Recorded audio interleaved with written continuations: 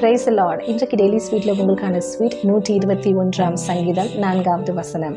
இதோ இஸ்ரவேலை காக்கிறவர் உறங்குவதும் இல்லை தூங்குகிறதும் இல்லை.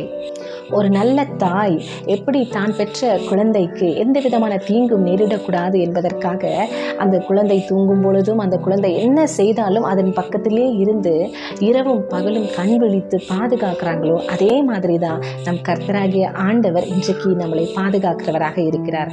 இன்றைக்கு நாம் வாழ்கிறதான இந்த வாழ்க்கையில பாதுகாப்பு நம்மளுக்கு எவ்வளவு அவசியமாக இருக்கிறது. பாதுகாப்பு இல்லை என்று சொன்னால் ஒன்றுமே செய்ய முடியாது. வேதாகமத்தில் நம்ம பார்க்கும் பொழுது இஸ்ரவேல் ஜனங்களை கர்த்தர் நடத்தின விதமே அற்புதம் தான். பகலிலே அவர் மேக ஸ்தம்பமாகவும் இரவிலே அவர் அக்னி ஸ்தம்பமாகவும் இருந்து அந்த மக்களை பாதுகாத்து வழி நடத்தினார் என்பதை நாம் வாசிக்கிறோம். இன்றைக்கு கர்த்தர் உங்களுடைய வாழ்க்கையிலும் நிச்சயமாக அதே பாதுகாப்பை அவர் கொடுக்க வேண்டும் என்று விரும்புகிறார். ஒருவேளை நீங்க பாதுகாப்பற்றதான சூழ்நிலைமையில இருக்கிறீங்களா? கவலைப்படாதீங்க, கலங்காதீங்க. கர்த்தர் இன்றைக்கு உங்களுக்கு என்று வாக்குரைக்கிறார்.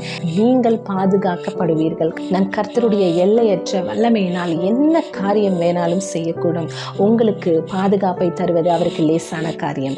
உங்களை அவர் கண்காணிப்பது அவருக்கு லேசான காரியம். கர்த்தர் இன்றைக்கு உங்களுக்கு நல்ல பாதுகாப்பை கொடுப்பேன் என்று அவர் வாக்குரைக்கிறார்.